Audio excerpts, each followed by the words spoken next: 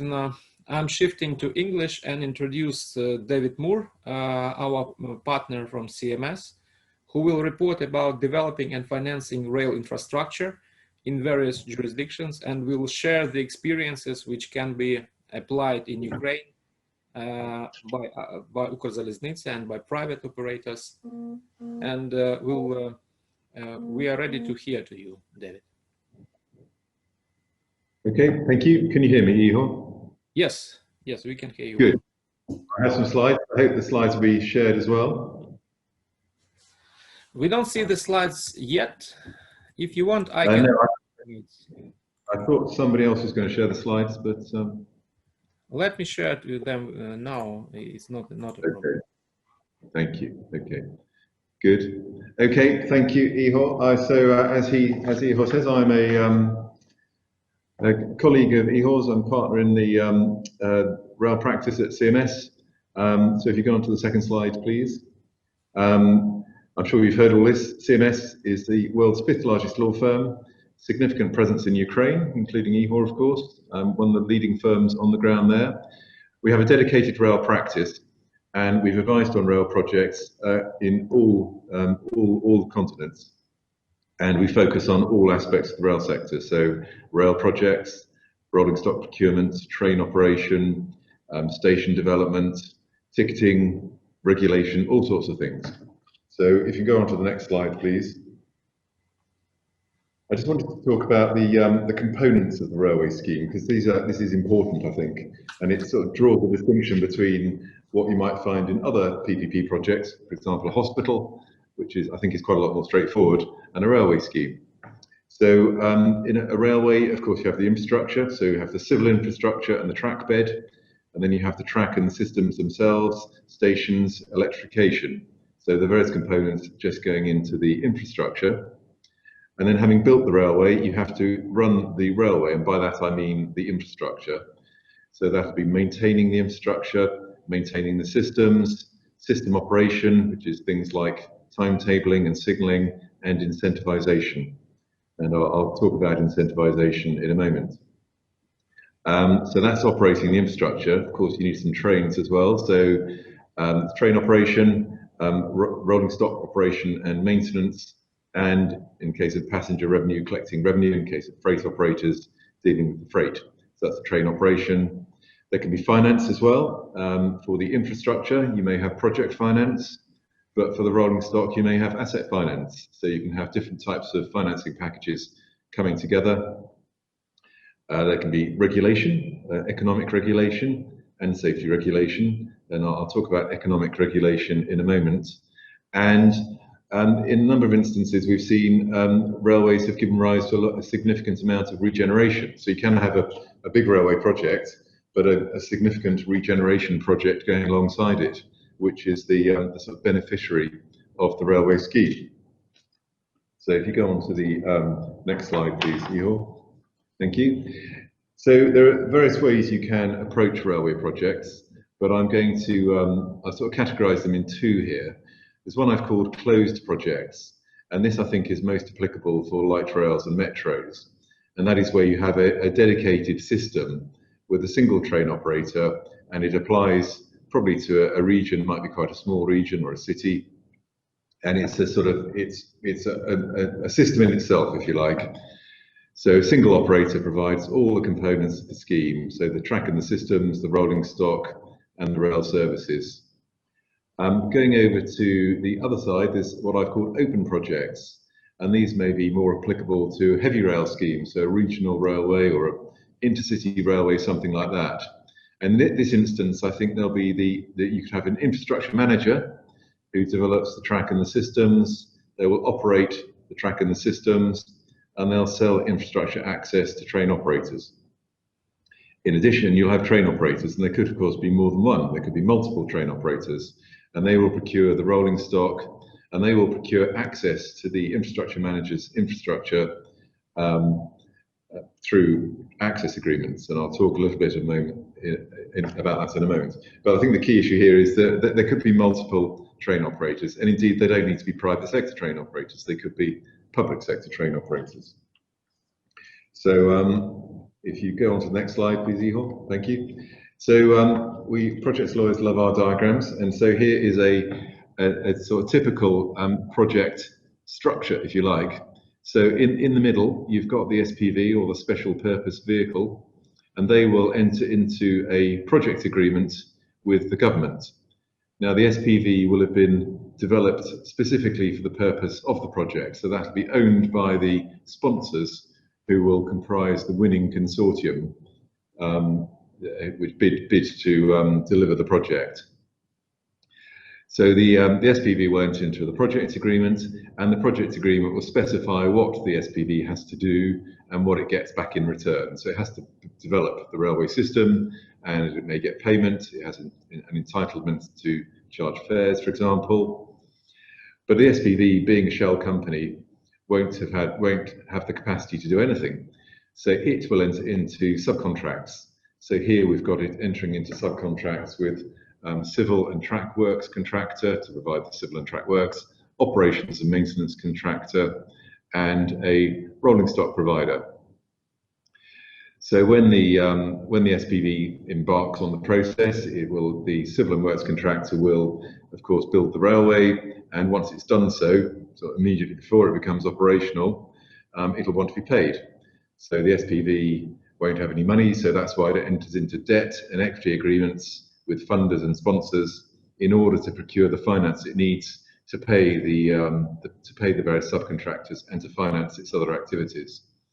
And over the life of the project, the SPV will generate income, and that income will go to repaying the debt and creating an acceptable return for the equity investors.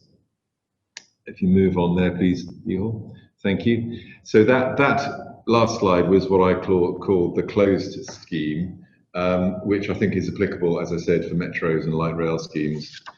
The open scheme is in some ways quite similar. So this is applicable, I think, to heavy rail schemes. So in the last slide, we had the SPV was at the heart of things. Here we have the infrastructure manager is at the heart of things. So again, you can see that they enter into a project agreement with government. They enter into subcontracts, in this case for the development of the track and systems, and the operation and maintenance of those track and systems. And again, they enter into financing agreements as in the previous slide, and they also enter into a project agreement, which sets out what they need to do and what they need to do and what they get in return. But here, the trains will be procured by train operators, and you can see that I've included a dotted line between government and train operators. So in the case of passenger operators, there may well be a concession agreement under which a private sector train operator agrees to provide train services. And so it will, pursuant to that concession agreement, it'll procure rolling stock, and it'll buy the access it needs to the track through the track access agreement. And that will specify, that'll give it a permission to use the railway, and it'll specify the payment it needs to make in order to use the railway.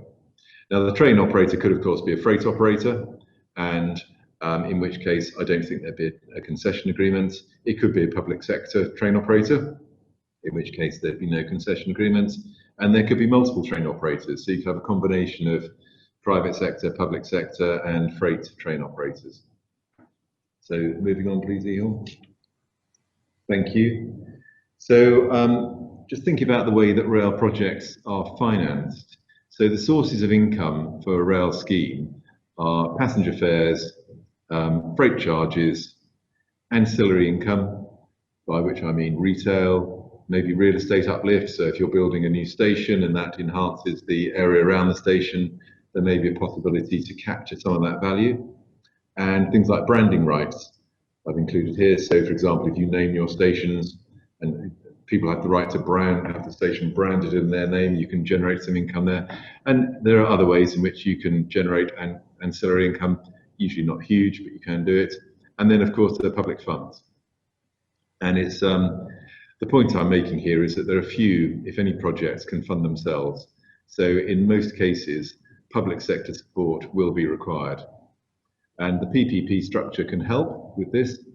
So it is It can provide a source of finance. It is a financing tool, amongst other things.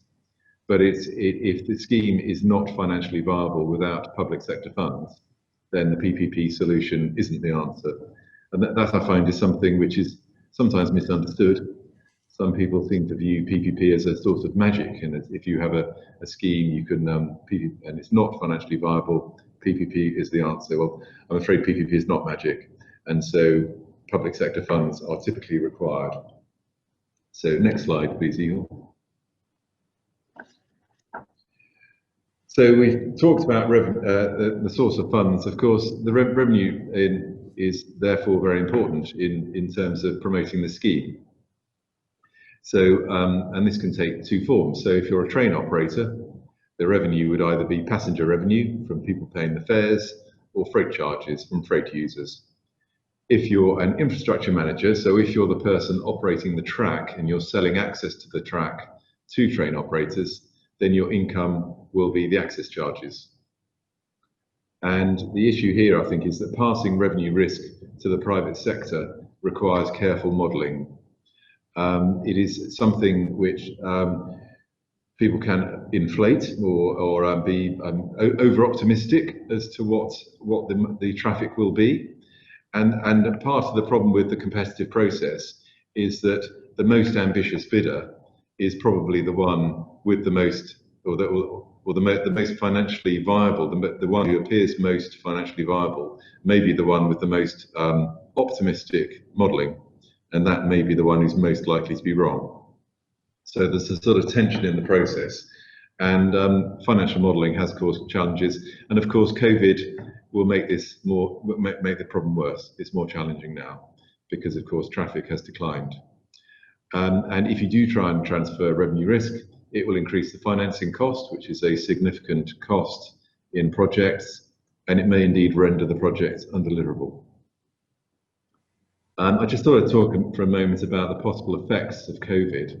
So on freight traffic, and this is conjecture, this is my guess, but I suspect there may be a reduction caused by the economic downturn. For passenger flows, I think there are really three types. There's commuter flows, people going to work. I think there's a likely reduction because more people aren't going in, people working from home, and there also maybe fewer people working. And also flattening of the peak demand, so people may be travelling at different times of the day. For business flows, I wonder whether there'll be a reduction due to greater reliance on technology, and of course, if there's an economic downturn. But for leisure flows, I wonder whether they will return once COVID is behind us, if we ever get to that happy day when COVID is historical rather than very much a reality. So if you'd move on there, please, Evil. So regulation. So the investors in a rail project will want to know that their income, what their income is going to be. And if they've assumed revenue risk, their income will be a combination of the charges they can charge and the traffic. So they will have assumed what the traffic is going to be, and they want to know what the charge is going to be. And so clearly, if the charges can change, that could have a significant financial effect. So the way to manage that can be through regulation. And regulation can take two forms. It can be contractual, and contractual regulation is where the parties agree in a contract that the way the fares, for example, or the access charges will be set. And that works where all the relevant parties are party to the same agreement. So the agreement, so in the case of a metro, say, there may be an agreement that the fares will go up in line with inflation if revenue risk has been transferred. But where the parties are not all party to the same agreement, the regulation will need to be legal, by which I mean to be statutory or set by regulation. So regulation will need to be established, which of course is a process in itself. And to give an example of where this is relevant, so if you establish a railway, and it's an open railway, say, so new train operators are entitled to use it if they purchase access to do so, purchase access to the infrastructure. So such a train operator may think there's a good prospect of generating traffic on particular flows between two cities, say. So they may go and buy rolling stock or finance or procure rolling stock in some way, but they will want comfort that what the fares are going to be, because the last thing they want to find is that they purchase the rolling stock, they start running the services, and then the fares are reduced. So in this instance, there could be legal regulation of fares, where there's a third-party regulator who has control over the fares. And similar issues can arise in relation to track access charges. So if you're an infrastructure manager selling access to the track, then the track access charges may need to be regulated too. So the issue here is, in any jurisdiction, does the legal regime support regulation, or are changes required? Now, in European Union, of course, there's already a system of rail regulation which supports this, but in other jurisdictions, that's not the case. So moving on, please, Igor. So incentivization, I think this is my final slide, actually. So the typical measure of way of measuring incentivization is measuring delays and cancellations. So delays obviously is a train late, and measured by reference to the timetable, and a cancellation is, does the train not arrive at all, or is it so late that it's deemed to be delayed? And that is a good way of measuring performance, because it's obviously clear. You need a robust way of attributing fault for delay, because of course if a train is late, it may be the train operator's fault, it may be someone else's fault. So in each case, you need a robust way of establishing why a train is late. And that can be done through a delay attribution board, which you see in some jurisdictions. A further issue to consider here is in the open context. So where you have train operators procuring access to a track, you may have two train operators, train operator A and train operator B, and they may not have a contract between them. So if train operator A delays train operator B, A in this instance would pay the infrastructure manager, who acts as a sort of clearinghouse, and the infrastructure manager will then pay train operator B. So that's sort of sometimes called the star model, because the payments go into the middle and come out again. It's worth thinking about the economic effects of all of this, because if you have two trains, one is, let's say, a freight train carrying low value items, say wood, let's say it's carrying wood, and then you have a high value, high speed intercity train carrying, people like you, business people, then the sort of economic value, if you like, of the two trains is different. So the margins for the first train, the freight train carrying wood, likely to be much thinner than the margins for the second train carrying business people. So, but if the freight train delays the passenger train, can it afford to pay something which properly recompenses the passenger train operator for the delay caused? Well, the answer is probably no, and this is a problem with the system. And I think the parties just have to accept that the delay payments may not be a true estimate of the loss which may be suffered. Now, particularly in the context of passenger trains, there can be other methods of incentivization, because passengers, of course, worry about other things. They worry about, does the Wi-Fi work? Is the train too hot? Is it too cold? Are the toilets clean? Is it tidy? That sort of thing. So there can be other measures, and that can be assessed by reference to passenger surveys, where passengers fill in surveys.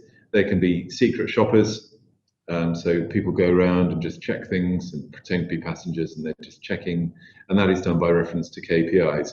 The difficulty with this is that if a train is late, then passengers moan. So if you have a passenger survey, a late train you find is dirty, and a train which is not late is not dirty, because people are fed up. So but that was all I was going to say, but I'm very happy to take any questions if anybody has any questions they'd like to ask.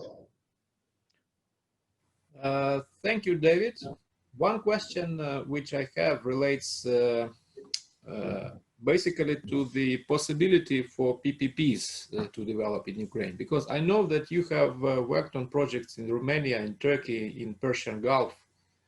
and in other jurisdictions. And there it seems that the PPP, private-public partnerships, were very successful. What do you think Ukraine lacks for these projects actually to take place? And what investors or what financiers would actually require to see from Ukrzaliznytsia and from other participants for such projects to happen? Okay, well, I think there are various things. It's a good question. I think there are various things. First of all, I suppose as a lawyer, I would say this: you want a good legal framework that supports the delivery of PPPs. So, what investors, of course, investing in the scheme, they want to know they're going to get their money back. So they don't want that. What they don't want to find is they may invest in the scheme, but because of a legal impediment, there's a risk of not getting the money back. So I think that's the first issue. Second, people would like to know that there is a sort of dynamic PPP market in the country at the moment. So investors are mobile, and you mentioned a few countries, but investors may look at projects in Indonesia, in the Gulf, in South America, in Europe, and so any country which has a dynamic PPP market which looks attractive will be attractive. So if a country is only promoting, say, one PPP, then they may think it's not worth setting up there, we'll go elsewhere. So really a pipeline of programs, pipeline of projects is good. Having a client who is sophisticated and understands PPPs is also beneficial. I mean, some people, when they try and do, some countries, when they try and do PPPs, they try and have such a sort of an aggressive approach. They try and transfer so much risk to the private sector that really it makes the scheme not deliverable. And what you need to understand is that the signing of the project agreement is really the start of the marriage, if you like, between the public and the private sector. And that should go on for a number of years, maybe 30 years. So it needs to be a balanced system which really sort of reflects the interests of both parties and something which they can make to work. And then I suppose the final thing I'd say is if you're embarking on a PPP market, not just the Ukraine is, but if you're a country that is embarking on a PPP market, you wouldn't start with a big rail project because that is big and difficult. I think you'd start with something a lot smaller. A small hospital, a fire station, something like that. You get used to the system, and bound to be a few mistakes to start with. Better to make those on a small scheme, and then you can build up to something a bit more ambitious.